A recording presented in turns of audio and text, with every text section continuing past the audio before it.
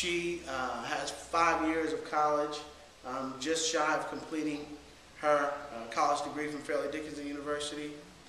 My nephew James has a college degree from University of Maryland, and next year, this time, he will be a lawyer. Family was important to me because I missed having my biological father. So I wanted to instill in my family the importance of loving one another, caring for one another, and being there for one another in need, because I missed that so much as a kid growing up. And so now I'm instilling those same disciplines, those same determinations in my 4 children, Tony, Carrington, Madison, and Kennedy, because family is key to overcoming obstacles, is key to getting over criticisms, is key to moving your life forward.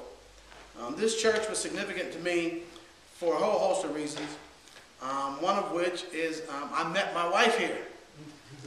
I met my wife at El Bethel Baptist Church on the steps of this church, just out front. I was introduced to my wife by my lifelong friend James Gaines, whose father was the pastor of this church. He introduced me to my wife. We've since married, and we have 4 beautiful children. And she is unbelievable. I told her if the roles were reversed and I had to read about her every day, I don't know if I could put up with it. So she is incredible, and I'm blessed to have her as my wife and as someone who's willing to sacrifice herself for me. That's very, very important. That's critically important as it relates to building families. And I don't believe you can have the kind of impact on families outside of your own if you don't take care of your own family.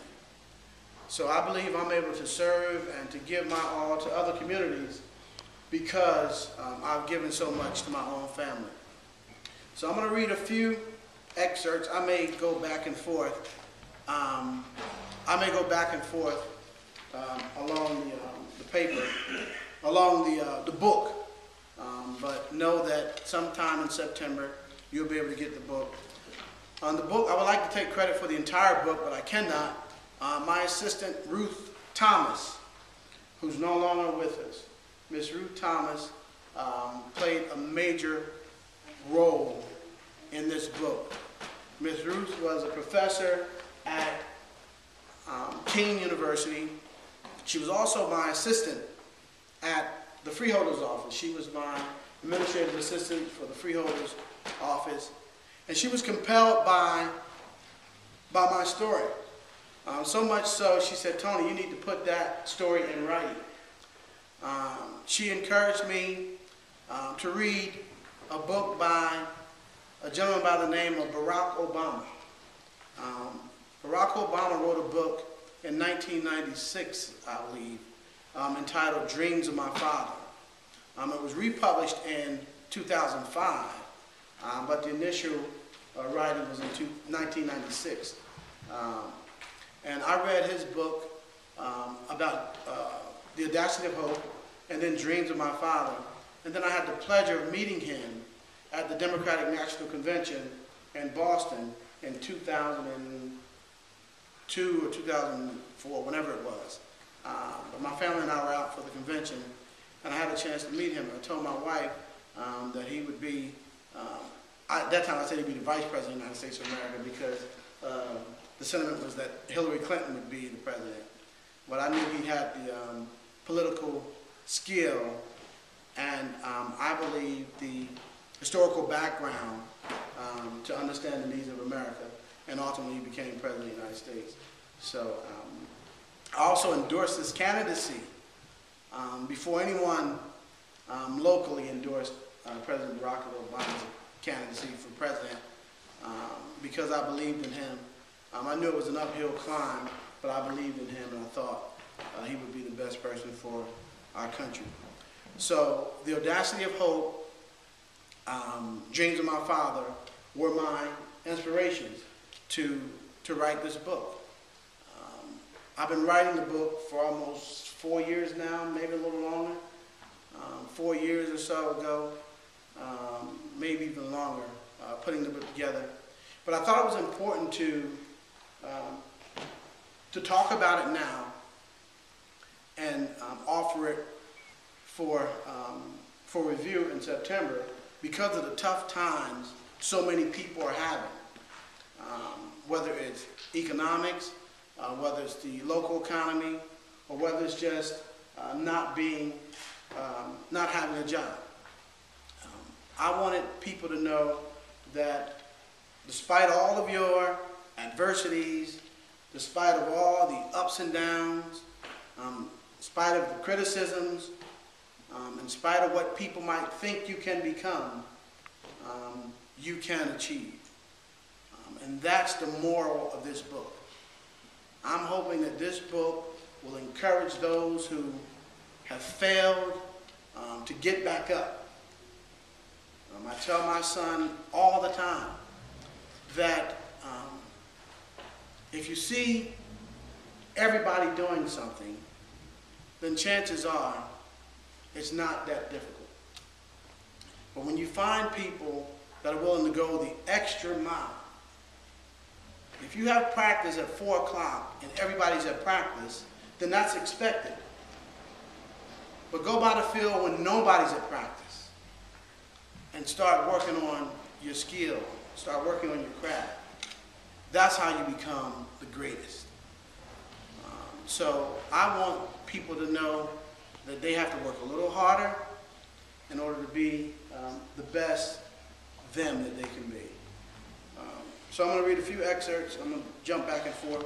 Again, on Tuesday morning, this chapter is entitled The Worst Days of Our Lives. On Tuesday morning, June 1st, 1971, Thomas Mack was found hanged in Jefferson County, Georgia jail.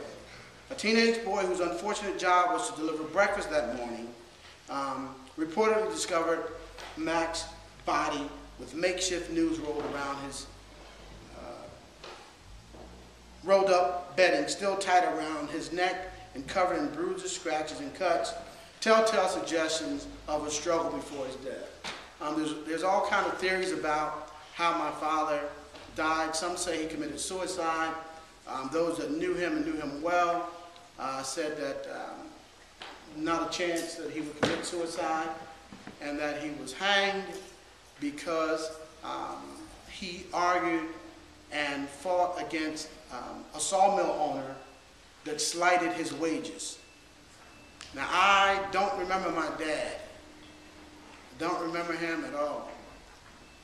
But if I am anything like him, then I would say he was arguing about his wages and that they didn't pay him well.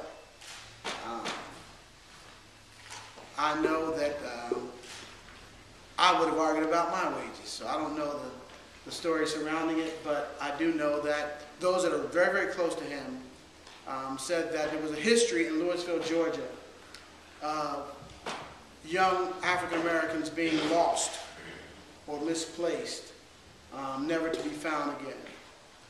So Georgia was a small town, a population of about 2,000 people, but slavery and racism reared its ugly head in that community. So much so that my kindergarten class was the first class to be integrated in Georgia. And that was in the early 70s. The first kindergarten class to be integrated was our class. Otherwise, a normal childhood. This chapter is titled